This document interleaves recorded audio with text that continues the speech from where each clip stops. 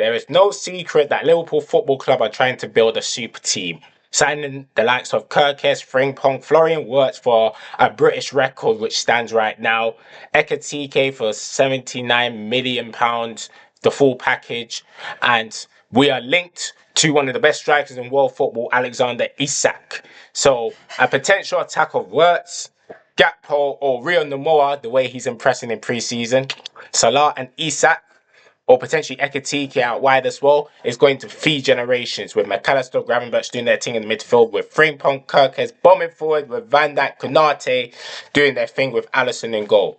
That's the potential lineup. But there's options. There's also squads in depth that is going to be addressed as well. So we could line up differently because individual brilliance, mentality, champagne football, whatever you want to call it, we're going to be seeing a lot of that this season as we're in all 4 competitions and we're trying to win it all. So how are we potentially going to line up for this upcoming season?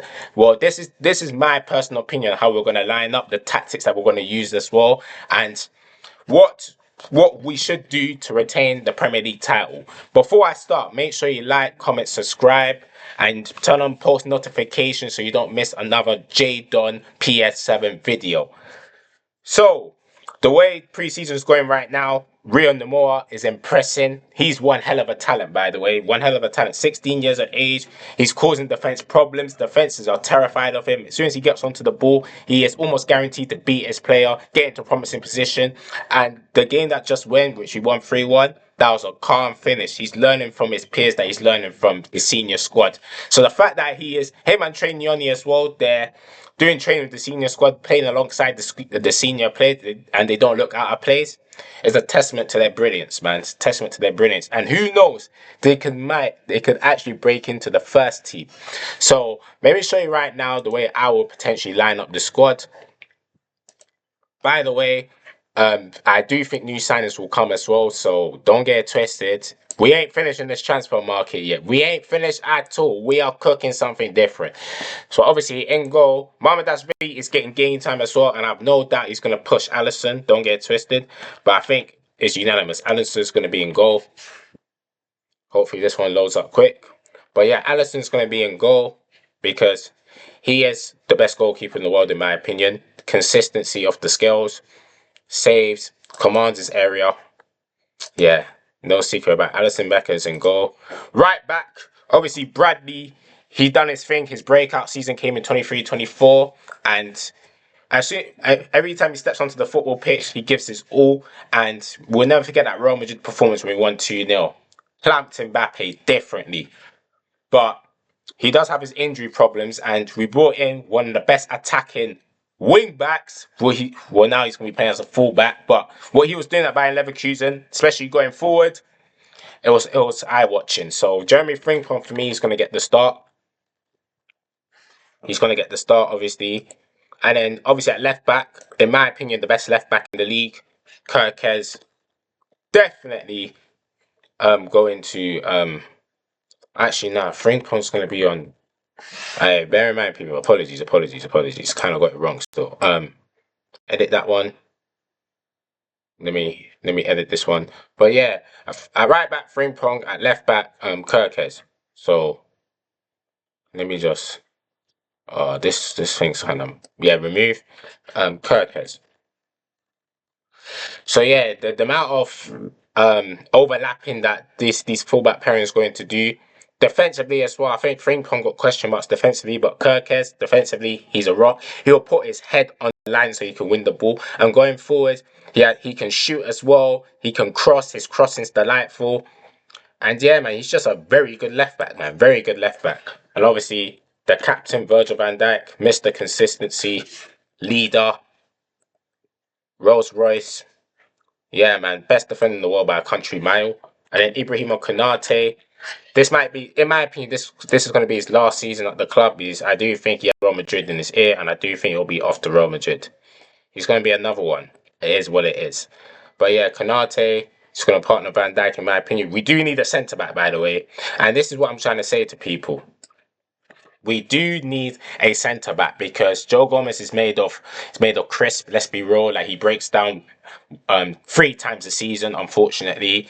and we sold Kwanzaa, so we'll have two centre backs. We need at least two centre backs, but I don't think we're going to get that. I think we're going to get one.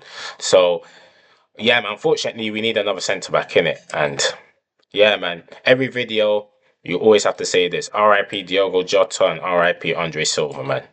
All day, every day. So in midfield, I'm going to go with McAllister, one of the very best midfielders in world football. He brings such solidity to the midfield, and I feel like he's going to help a lot with build-up as well. Because obviously, speaking on the next player, Gravenberch, there's no secret that Gravenberch has been a revelation under Arne Slot. But if there's one thing that Gravenberch can improve on, is his progression, is his passing progression in it. Because you can tell that his passing quality is one of his weakness, and McAllister is one of his strengths. And with the way Gravenberch like receives the ball from deep rather than McAllister in it, so Gravenberch does need to improve on his pass progression. But don't get it twisted, McAllister can help with it as well in it, because McAllister is better at progressing the ball. So in terms of the left wing, me personally, there's options. Obviously, Luis Diaz is gone, so Gakpo probably gets the nod. But I feel like if we don't get the striker that I'm gonna put in my starting 11, I think Gakpo plays on the left. But because I feel like we are going to get him, I'm gonna put Hugo Ekitike, who definitely has potential, does need to improve his finishing. Don't get it twisted, but if he can improve on that, he's probably going to be one of the best strikers in world football in like 3 to 4 years' time. Because his overall play, he has it. He's a very good footballer. Very, very good footballer, man, in my opinion. Right wing, Mo Salah again. Another season from one of the greatest Premier League players of all time. And he's just going to do what Mo Salah does. He's going to create, he's going to score goals, he's going to drift centrally to help out. So it will allow Frimpong to have the whole width by himself in some games. And then you got the magician, the creative machine, Florian Wirtz, in midfield, in the camp, in the pockets, that can carry the ball, get himself out of tight spaces with his neat dribbling, and also has that vision to play that eye of a needle pass to release either Ekitike, Gakpo, or Salah, or potentially Rio Namoa.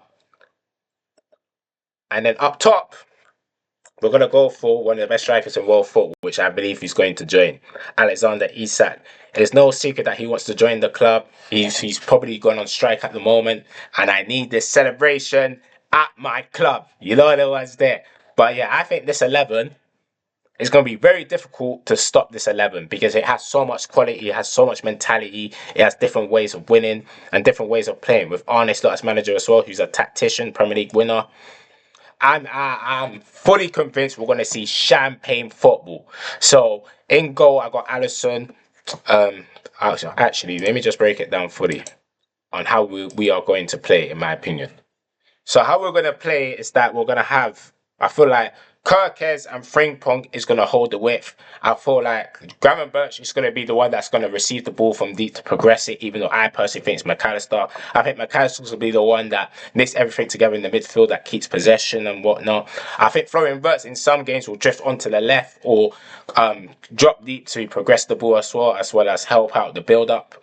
And I feel like Ekitike and potentially Alexander Isak, they're not going to stick to one position. I think they're going to interchange together. So you're going to see Isak drift onto the left in some games, or probably most games. Ekitike do the same, or just essentially as well. As Florian Wirtz is going to drift onto the left as well. And I think Salah, what Frimpong does, he allows Salah to cut inside so he's not double up on, because Frimpong is such a threat overlapping as well. So I feel like Frimpong is going to be that overlapping fullback, which will allow Salah to cut inside and do what he does best, which is score goals, make assists, create chances, cause havoc. This is what Mo Salah does. So yeah, I think it's gonna be so fluid the way we're gonna attack. But defensively, though, we do need to sort out in transitions, in it, because we do get caught in the transition a lot. So I feel like we got a new assistant manager, Giovanni Van Bronckhorst, because John Heitinga went to Ajax to be a manager for them. So it's something that we need to sort out defensively in the transition. But we have athletic players in the team, so I feel like once that's sorted, we are going to. I already said we're going to retain this Premier League title, because I just feel like there's too much quality in the team, and I feel like the gap is so big. Pause, especially after what happened last season. We're trying our best to make sure that we sustain that gap, and that's exactly what we're going to do, in my opinion. So, yeah, man, let me know your thoughts down in the comments below. How do you think we're going to line up? What the balance would be for the team if we added Alexander Isak, because people are questioning, is it really a need to sign Alexander Isak? Me personally, it is because unfortunately Jota's no longer with us. R.I.P. Nunes looks like he's going to be leaving, so we'll have one striker.